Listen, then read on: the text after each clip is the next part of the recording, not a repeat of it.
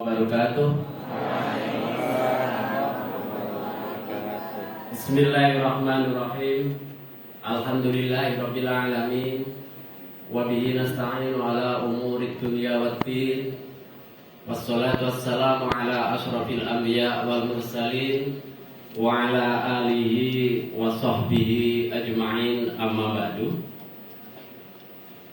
Yang saya hormati Ketua Badan Pembina Harian Universitas Muhammadiyah Sumatera Utara, yang saya hormati Rektor Universitas Muhammadiyah Sumatera Utara Bapak Profesor Dr. Agus Sani, yang saya hormati Sekretaris Kopertais Wilayah 9 Sumatera Utara Bapak Dr. Zulkarnain Nasution, yang biasa dipanggil Zulnas. Bukan Zulhas saya. Kalau Pak Zulhas itu Zulkifli Hasan. Ini Zulnas.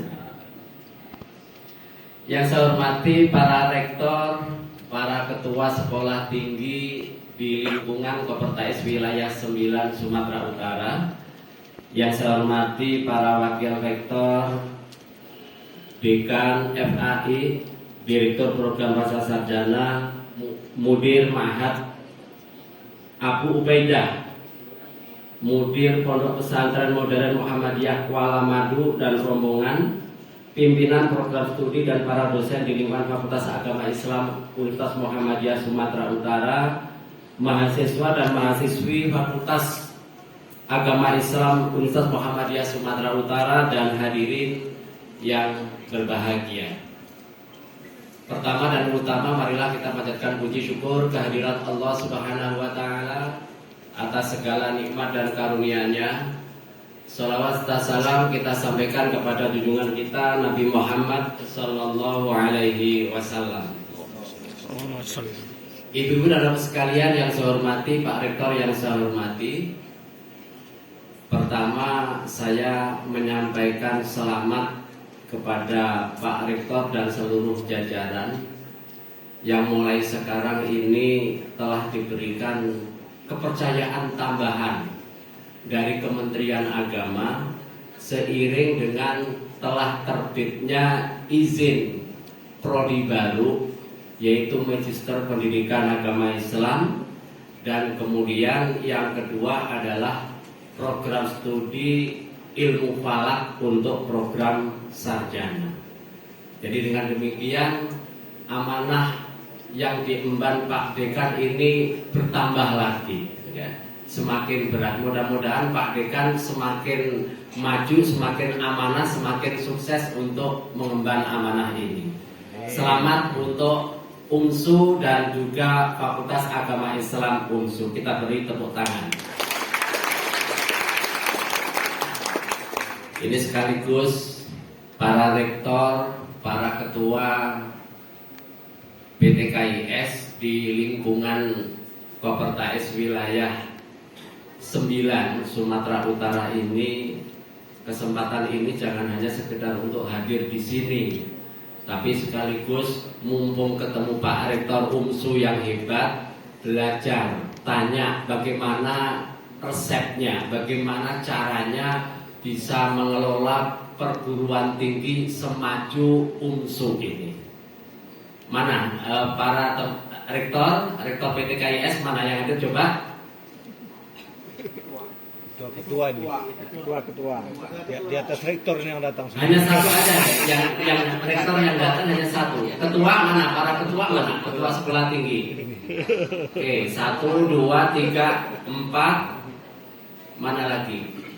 Jadi saya mendorong para ketua sekolah tinggi di lingkungan Kopertais Wilayah 9 Sumatera Utara ini harus banyak belajar kepada Pak Rektor UMSU bagaimana cara mengelola, menyelenggarakan pendidikan yang berkualitas sehingga pendidikan itu maju dan menjadi destinasi akademik masyarakat.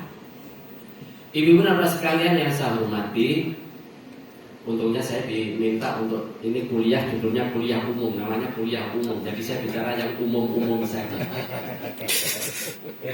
Enak.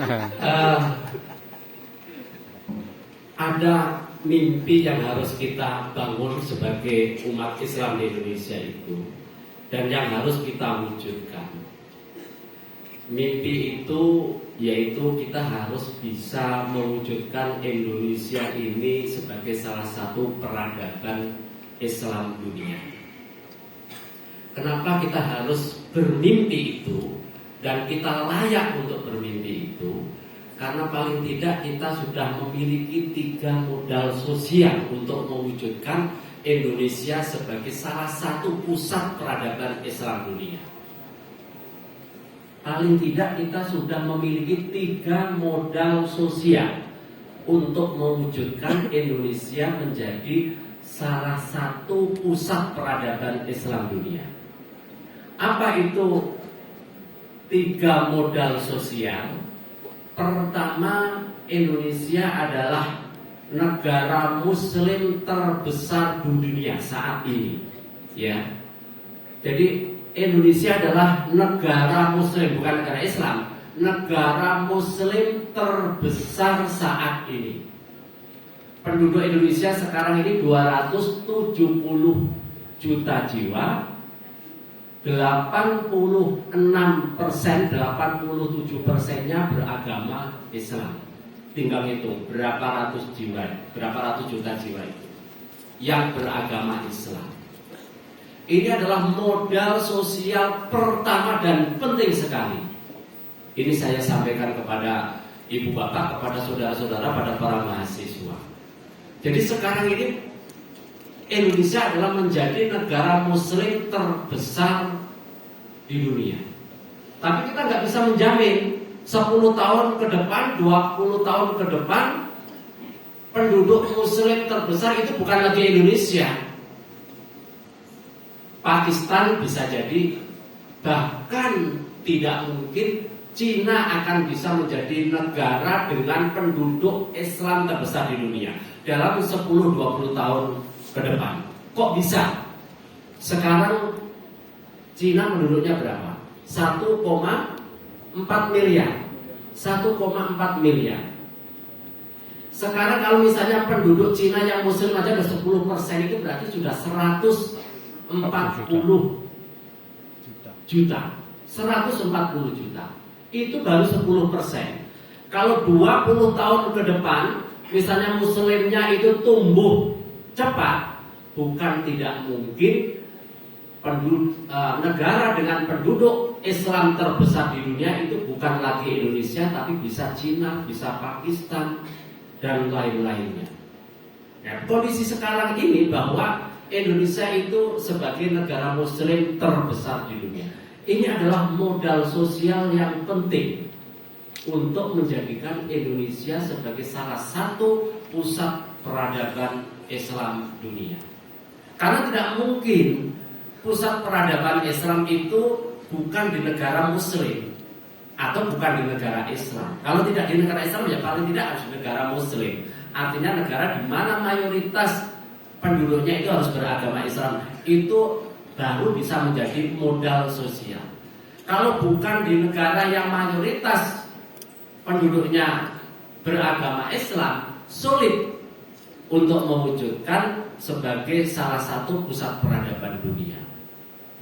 Ini modal sosial pertama yang sudah kita miliki. Yang kedua, ini masih kaitannya dengan yang pertama. Secara kebetulan, dan ini harus kita rawat bersama, kita bertanggung jawab untuk menjaganya bersama-sama. Yaitu Muslim Indonesia ini terkenal sebagai Muslim yang moderat. Ini modal sosial yang kedua, ibu bapak saudara sekalian. Tidak ada pusat peradaban dibangun ketika negaranya konflik. Gak akan pernah ada peradaban dibangun pada bangsa negara yang tengah konflik. Yang ada ketika negara bangsa itu konflik, malah akan menghancurkan warisan-warisan peradaban, akan merusak peradaban, itu sudah pasti. Contoh sudah banyak. Dan kekinian kita bisa melihat contoh negara-negara di Timur Tengah sana yang kebetulan adalah negara-negara yang mayoritas penduduknya itu Islam, tetapi akibat konflik berkepanjangan, konflik sesama pemeluk agama, konflik antar aliran agama dalam satu agama, konflik antar suku, itu memporak-porandakan peradaban. Gak akan mungkin itu peradaban bisa dibangun di atas bangsa, masyarakat, negara yang warga bangsanya itu sedang berkonflik. Yang menyebabkan konflik itu apa? Pada umumnya adalah karena kita yang dalam banyak hal, termasuk dalam bersikap beragama, itu tidak moderat. Masing-masing kita mengedepankan egonya. Sudah sama-sama Islamnya, beda aliran keagamaan, saling memusuhi, bahkan berambisi untuk saling membinasakan. Padahal sama-sama agamanya, sama alirannya, beda organisasinya, saling bermusuhan. Jadi bangsa, masyarakat, warga bangsa yang tidak ada sikap moderat, sikap toleran, yang ada adalah sikap permusuhan, konflik, perseteruan antara satu kelompok dengan kelompok lain, sudah pasti di sana tidak akan ada ketenangan, tidak akan ada harmoni. Ketika tidak ada ketenangan, tidak ada harmoni, bagaimana kita mau berpikir untuk membangun peradaban? Gak akan bisa terwujud. Beruntung sekali Indonesia itu negara yang muslimnya itu terkenal muslim moderat. Padahal di Indonesia ini banyak sekali aliran keagamaan, banyak ormas keagamaan. Tetapi untungnya di Indonesia ini aliran dan ormas keagamaannya ini adalah ormas keagamaan yang menjadikan Islam sebagai rahmatan lil alamin itu sebagai mainstreamnya, sebagai garis perjuangannya. Kita patut bersyukur Indonesia, ya saya bisa menyebut beberapa. Kita bersyukur Indonesia punya Muhammadiyah. Kita bersyukur Indonesia punya Nahdlatul Ulama. Kita bersyukur Indonesia punya Al-Wasliyah. Ini adalah ormas-ormas penyangga harmoni kehidupan sosial, penyangga, penjamin kehidupan keagamaan itu bisa tercipta dalam keadaan yang damai. Ini karena kita mengembangkan sikap-sikap wasatiyah, karena kita mengembangkan sikap-sikap hidup beragama yang moderat, yang mempunyai toleransi yang tinggi, bukan hanya dengan sesama pemeluk agama, tetapi juga yang berbeda agamanya. Kita tahu Universitas Muhammadiyah di mana-mana itu mahasiswanya bukan hanya muslim saja. Kalau kita misalnya ke Universitas Muhammadiyah Sumatera, Universitas Muhammadiyah di Manokwari, bukan ada di sana ada Stikip ya, Stikip Manokwari. Universitas Muhammadiyah atau Sekolah Tinggi Stikip di NTT itu Kupang. Ya, kemudian di mana lagi? Yang di Indonesia Timur, di Sorong. Itu pasti mahasiswanya bukan hanya muslim saja, tapi dari agama-agama lain. Ini sudah diketahui dan sudah dikenal bersama. Dan juga sudah dikenal bersama meskipun Universitas Muhammadiyah, tapi yang kuliah anak-anak NU itu sudah mabuk itu, Pak Rektornya ya. Kuliahnya Universitasnya Muhammadiyah, tapi yang kuliah banyak NU, anak NU, itu juga sudah dikenal itu.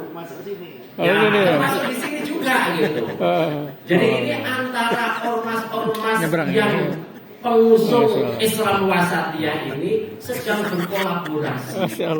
Ini adalah iklim yang sangat bagus. Organisasi. Ini iklim yang sangat bagus. Dan inilah yang nanti akan terus mendukung mewujudkan Islam yang moderat tadinya karena kolaborasi yang semacam ini, sinergi yang semacam ini. Jadi beruntunglah kita Indonesia ini punya Muhammadiyah, punya Nahdlatul Ulama, punya Al-Wasliyah, punya Persis dan seterusnya yang menjadi mainstream ormas-ormas keagamaan di Indonesia yang mereka semuanya itu adalah para pengusung Islam yang wasatiyah, Islam yang moderat. Ini modal dasar yang kedua. Yang ketiga ini kaitannya dengan tugas saya tadi yang perguruan tinggi keagamaan. Yang ketiga, kenapa kita harus bermimpi dan harus bisa mewujudkan Indonesia sebagai salah satu pusat peradaban Islam dunia. Indonesia adalah satu-satunya negara Muslim yang perguruan tinggi keagamaannya itu terbanyak di dunia dan akhirat. Amin, amin. Amin, amin.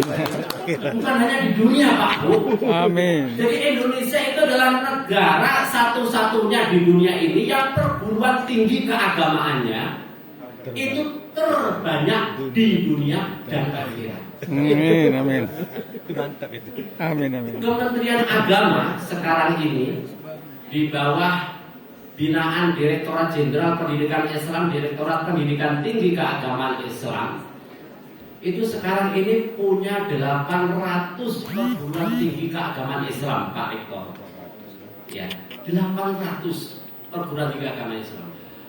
Pak Sekretaris Kopertais tadi sudah melaporkan di Kopertais wilayah 9 Sumatera Utara ada 45.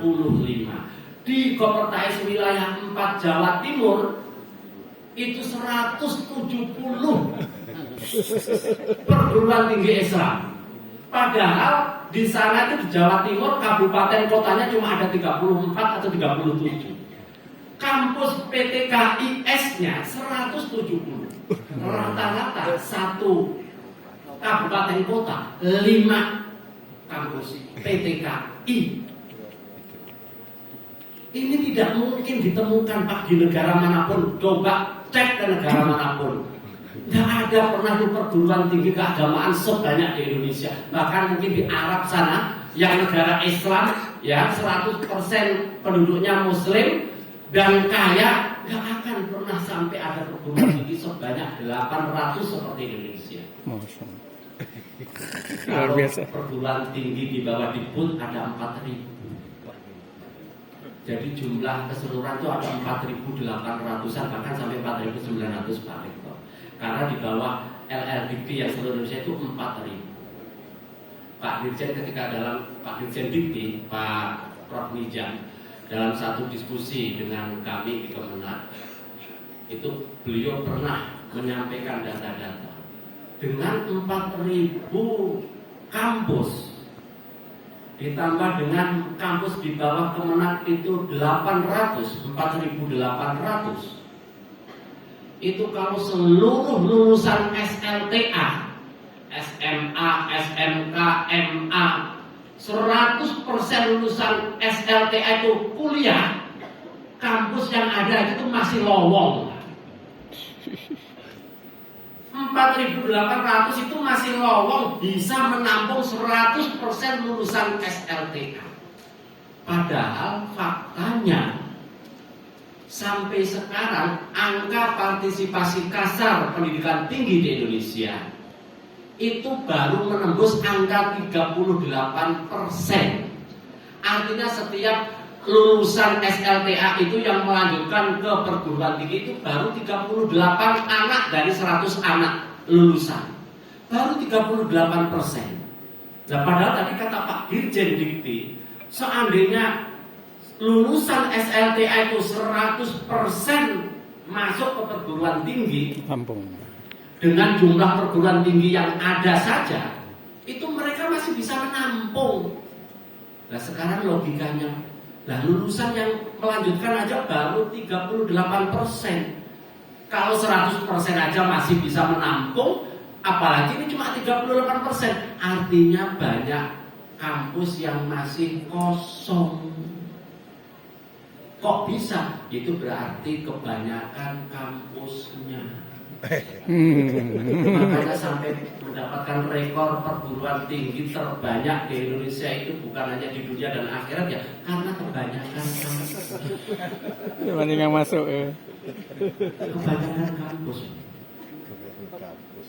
Saya juga sebenarnya, ini nanti termasuk beberapa hal yang menjadi bahan pertimbangan perencanaan kebijakan di kami.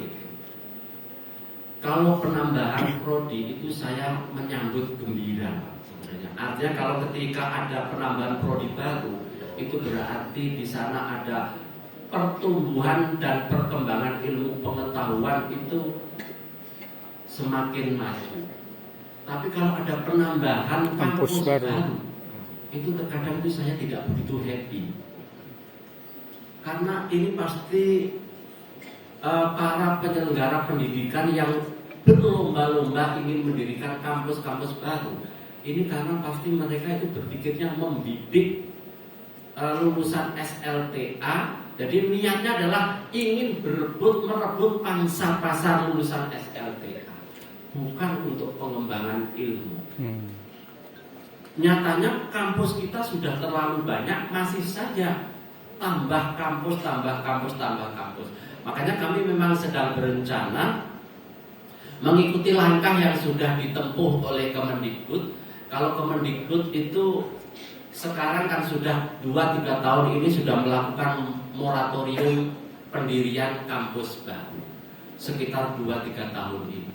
Bahkan bukan hanya sekedar moratorium untuk pendirian kampus baru, lebih ekstrim Kemendikbud itu sudah merencanakan untuk dan sudah melaksanakannya, ya, sudah merencanakan dan melaksanakan merger kampus-kampus yang kira-kira tidak prospektif, kampus-kampus yang perkembangannya itu sudah diharapkan sulit sekali untuk berkembang.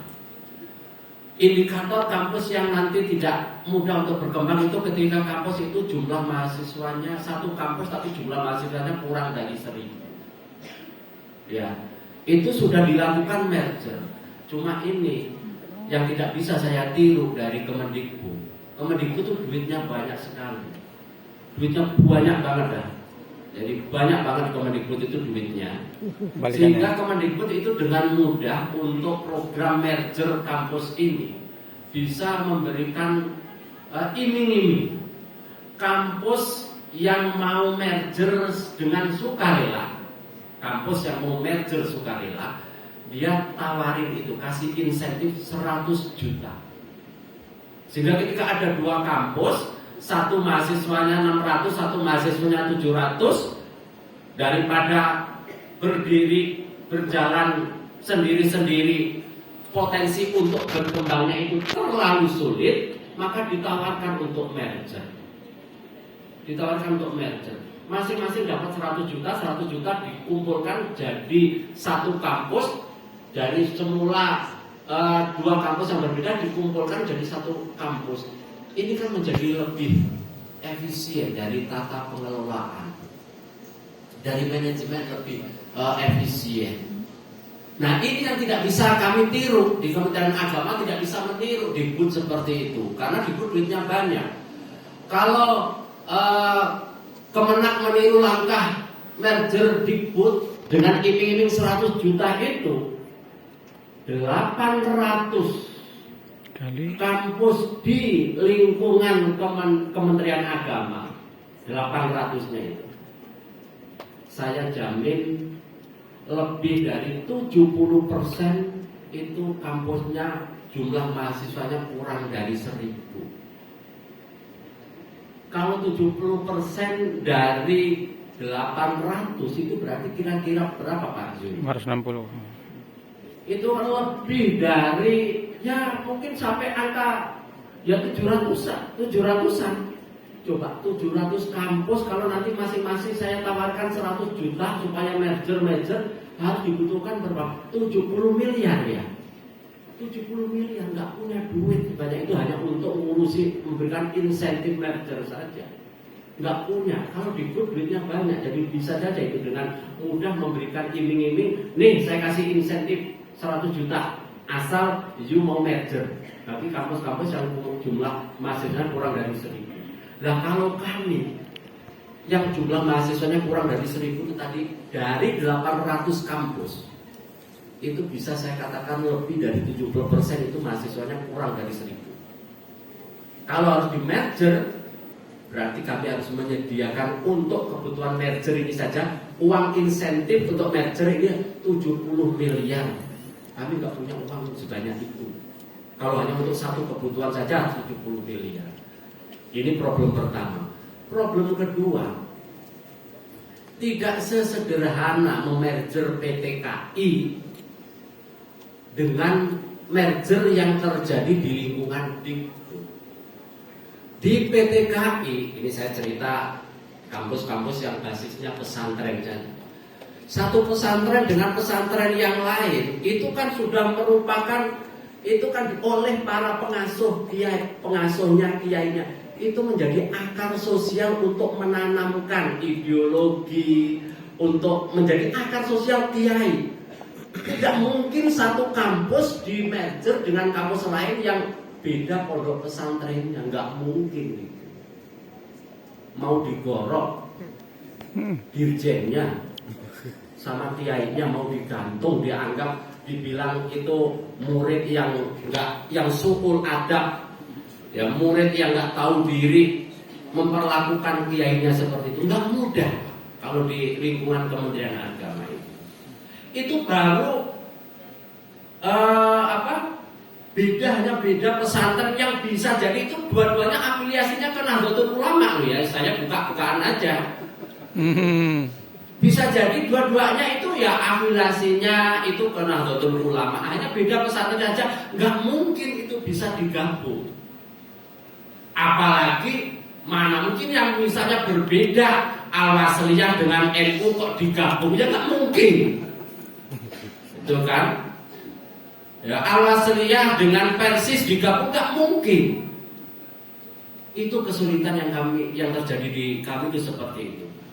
Makanya ya memang paling satu-satunya cara ini kemarin sudah saya laporkan kepada Pak Direktur Jenderal tentang jumlah kampus PT KI yang memang sudah overload ini dan tampaknya mungkin kebijakan untuk melakukan moratorium itu akan dilakukan dalam waktu dekat ini. Jadi kita akan mengikuti moratoriumnya, bukan mergernya, tapi moratoriumnya itu adalah pilihan yang tampaknya paling memungkinkan untuk diambil. Satu sisi kalau kita melakukan moratorium, dan kemudian pada sisi yang lain kita terus akan melakukan pembinaan dan pengembangan mutu pada kampus-kampus kita. Kembali ke tadi, ke modal sosial yang ketiga, yaitu kita ini punya kampus agama yang terbanyak di dunia. Ini adalah modal sosial penting kalau kita ingin bicara tentang peradaban Islam. Karena yang membangun peradaban itu adalah kaum cerdik pandai. Kaum cerdik pandai itu ada di kampus, bukan di kantor. Kaum cerdik pandai itu ada di kampus. Maka kepada kaum cerdik pandai inilah kita harapkan bisa membangun peradaban Islam. Ya, bisa membangun peradaban. Kampus kita sudah tersebar sejak di Aceh sampai bahkan di Papua sana kampus Islam sudah ada. Di Jayapura pun ada IAIN Jayapura. Ini yang kita harapkan karena memang peradaban itu dibangun oleh para cerdik pandai. Dan cerdik pandai itu adalah orang-orang yang lahir dari kampus ini. Makanya kita sangat berharap bagaimana peran kampus bisa melahirkan cerdik pandai sehingga mempunyai kontribusi yang nyata, punya kontribusi yang besar untuk membangun peradaban Islam. Ibu dan Bapak sekalian yang saya hormati, para mahasiswa yang saya banggakan. Jadi ini peta yang harus kita. Oleh karena itu adik-adik mahasiswa, ya kalian para mahasiswa yang sekarang tengah menikmati pendidikan di pendidikan tinggi, S1, S2, nanti sampai ke jenjang pendidikan tertinggi, itu harus diingat tentang misi bagaimana saudara itu sebagai bagian dari insan akademik, ya, sebagai bagian dari insan akademik itu saudara adik-adik punya tanggung jawab akademik yang tidak mudah. Ya. Saudara datang ke kampus karena bukan hanya semata-mata untuk supaya saudara punya teman, bukan semata-mata supaya saudara bisa keluar dari rumah, tapi karena saudara punya tanggung jawab akademik sebagai para tolik, tulak, sebagai orang, sebagai mahasiswa-mahasiswa yang punya tanggung jawab untuk menuntut ilmu dan mengembangkan ilmu pengetahuan. Jumlah Muslim yang besar, Islam yang moderat, perguruan tinggi keagamaan yang melimpah, ini betul-betul harus kita jadikan sebagai modal sosial untuk membangun pusat peradaban Islam. Sudah saatnya, ya, dan ini kecenderungan peta dunia seperti ini. Mulai dari sejak akhir tahun 2000-an, akhir tahun 90-an, pergeseran tentang studi Islam dari Timur Tengah sudah mulai bergeser. Kalau orang bicara tentang studi Islam, tidak selamanya ke Timur Tengah, tidak selamanya merujuk ke Timur Tengah. Akhir tahun 90-an sudah bergeser ke Eropa, bahkan Amerika. Kenapa? Karena di sana ada perguruan tinggi dengan profesor, dengan para ilmuwan kaliber dunia yang concern dengan ilmu-ilmu keislaman, meskipun mereka itu berada di kampus-kampus bukan kampus Islam. Pak Zul ini alumni Leiden, universitas di Belanda, universitas umum pasti itu, tapi Islamic Studies-nya di sana mengalahkan kampus-kampus yang ada di Timur Tengah. Lihat profesor-profesornya di sana, lihat perpustakaannya, itu mengalahkan perpustakaan yang ada di kampus-kampus di Timur Tengah.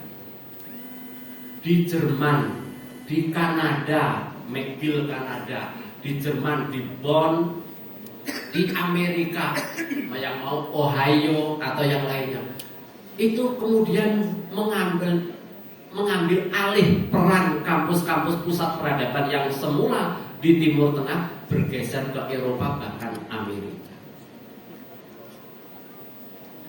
Kita sebenarnya sangat berharap Asia Tengah, Asia Selatan seperti Pakistan dan Afghanistan sebagai negara Muslim yang penduduknya juga sangat banyak, itu bisa menjadi pusat-pusat peradaban.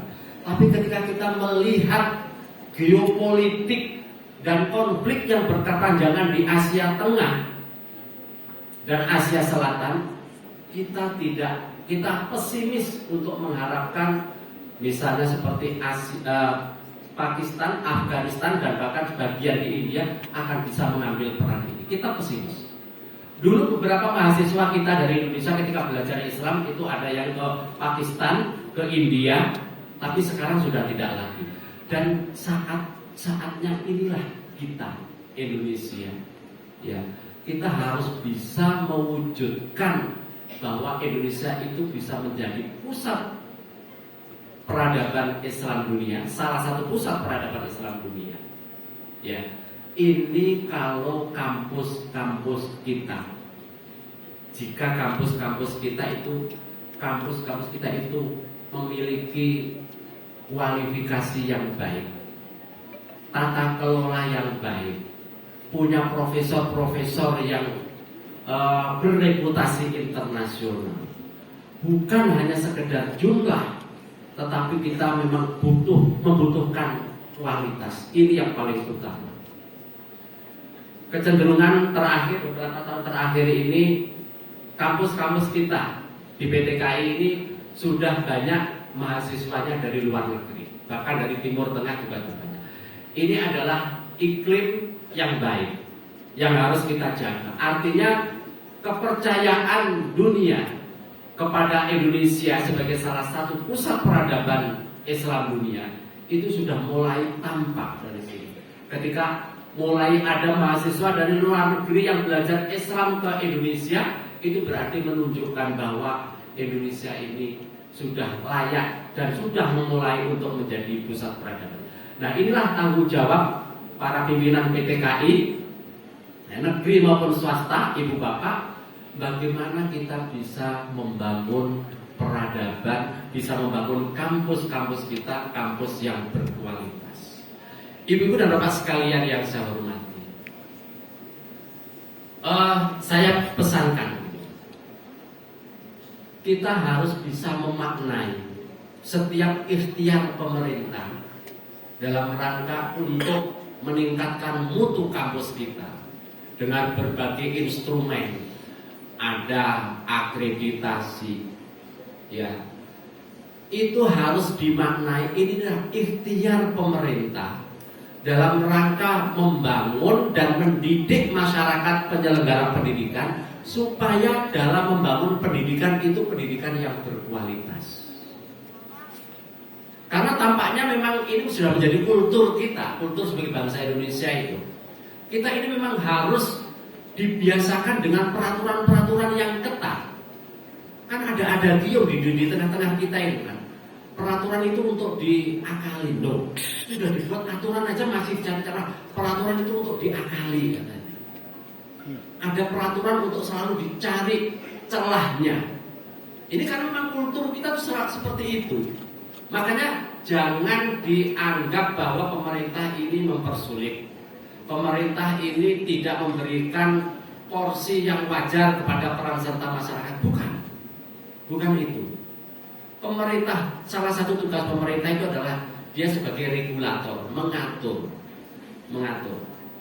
melakukan pengaturan agar apa? Agar praktek-praktek yang berjalan di masyarakat, ketika praktek ini berdampak luas seperti penyelenggaraan pendidikan, termasuk pendidikan tinggi, itu harus terstandar.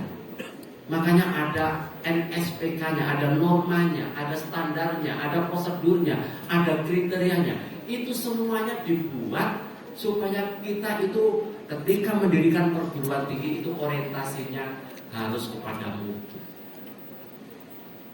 Dengan data yang saya sampaikan Ibu Bapak, sekarang ini sudah tidak ada alasan untuk kita katakan bahwa kita membangun kampus baru karena ingin memperluas akses masyarakat mendapatkan pendidikan tinggi. Alasan itu sudah kuno, sudah lewat. Kenapa? Karena nyatanya tadi 800 kampus PTKS itu lebih dari cukup. Lebih dari cukup, Pak. 4.000 kampus di bawah Dikbud itu lebih dari cukup untuk memberikan akses masyarakat mendapatkan pendidikan tinggi. Itu lebih dari cukup.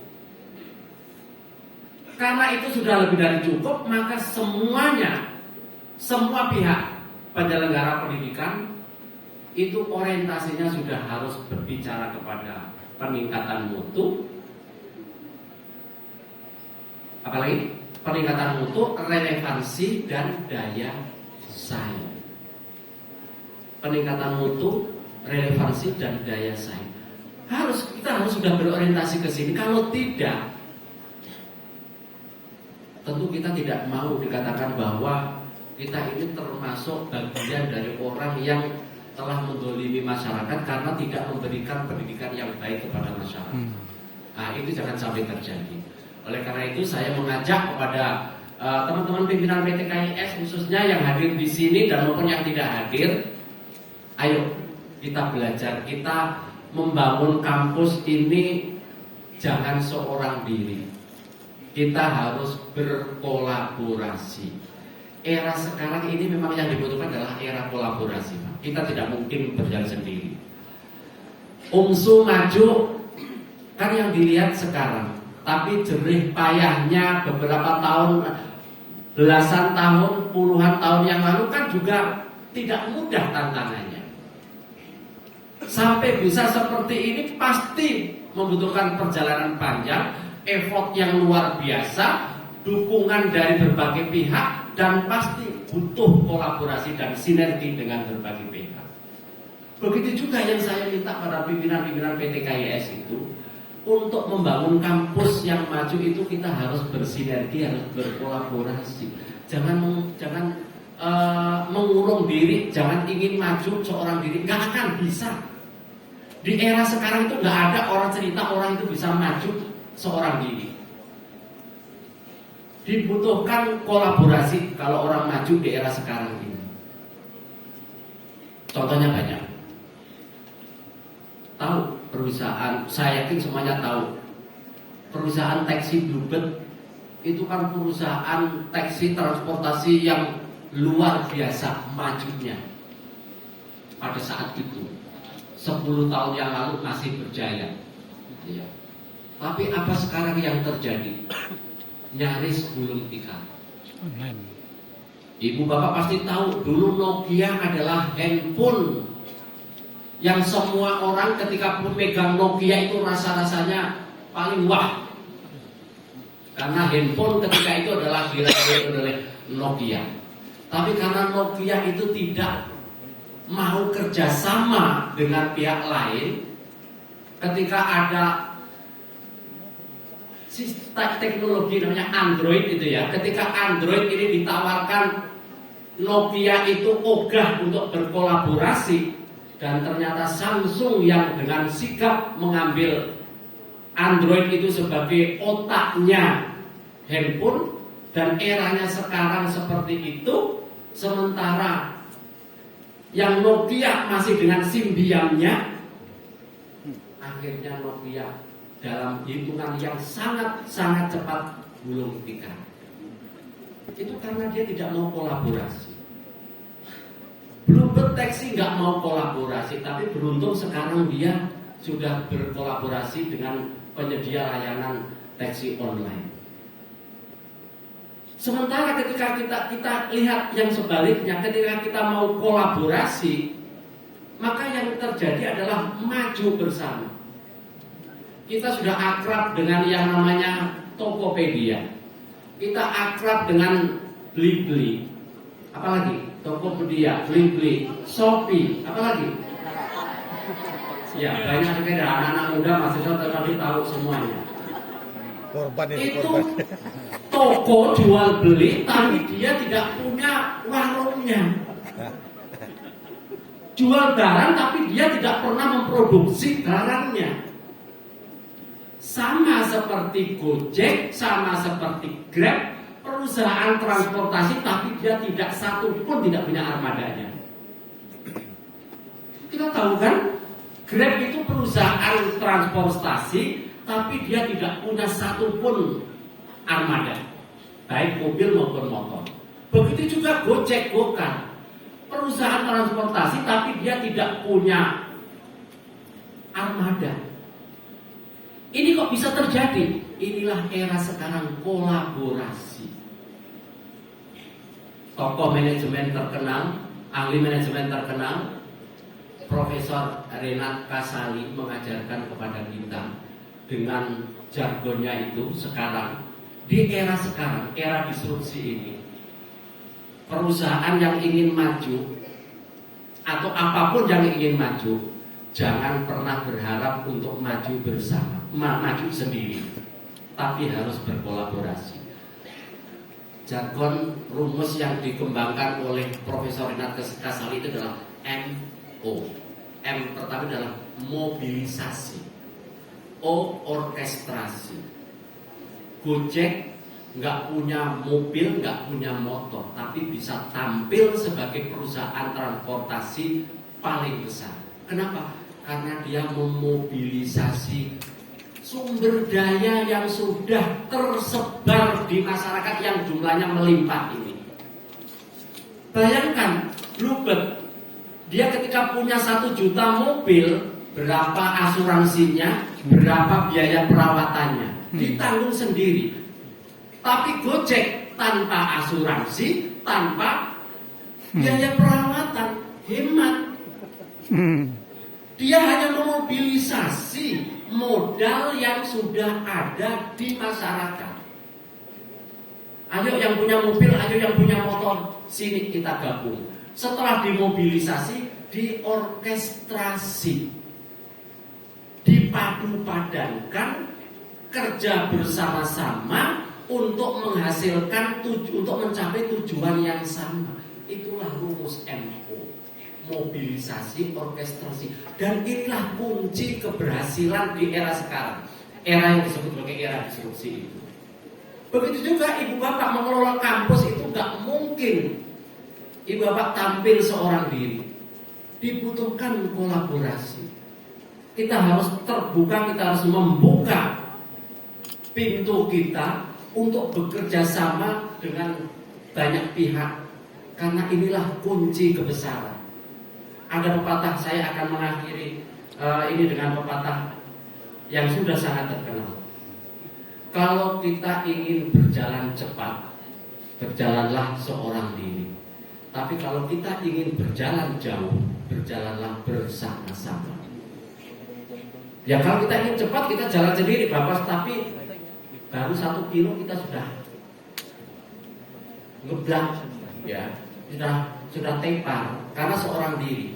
Tapi kalau kita berjalan rame-rame, kita akan bisa berjalan mencapai jarak yang sangat-sangat jauh.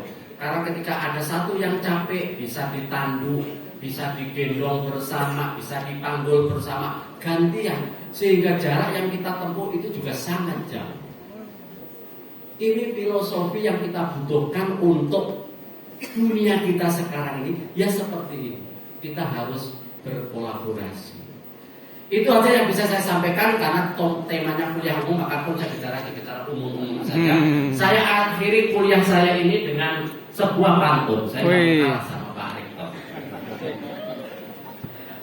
Nanti dijawab di respon cakep gitu ya. Ya. Cakep. Belum, Neng. Jalan-jalan ke kota Medan. Jangan lupa makan durian. Terima kasih Umsu yang menawan. Sukses selalu para ilmuwan. Demikian pengajian, mohon maaf. Wassalamualaikum warahmatullahi wabarakatuh. Wassalamualaikum warahmatullahi wabarakatuh. Kepada Bapak Dr. Haji Syafi'i MAG, kami mohon untuk tetap berada di tempat. Karena selanjutnya kita akan menyaksikan secara bersama penyerahan sertifikat dan cenderamata oleh Rektor Universitas Muhammadiyah Sumatera Utara kepada Direktur Pendidikan Tinggi Keagamaan Islam Kementerian Agama Republik Indonesia dan Sekretaris Kopertais Wilayah 9 Sumatera Utara. Untuk itu kepada Bapak Profesor Dr. Agusan MAB dan Bapak Dr. Zulkarnain MA kami persilakan.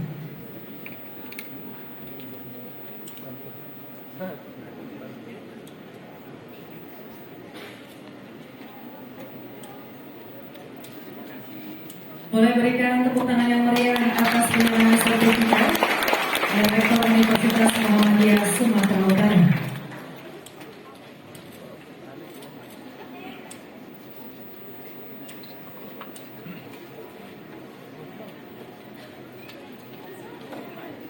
Selanjutnya penyerahan cenderamata oleh Rektor Universitas Muhammadiyah Sumatera Utara kepada Direktur Pendidikan Tinggi Keagamaan Islam Kementerian Agama Republik Indonesia.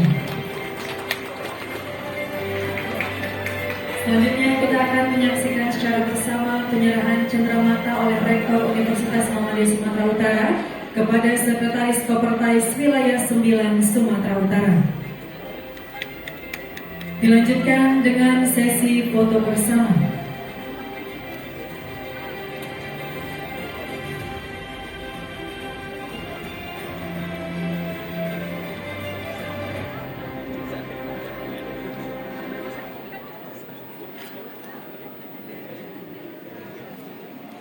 Baik, terima kasih kepada Bapak, kami persilakan untuk kembali ke depan. Bapak Ibu dan hadirin yang kami hormati, kami informasikan kepada perwakilan perguruan tinggi keagamaan Islam swasta setelah acara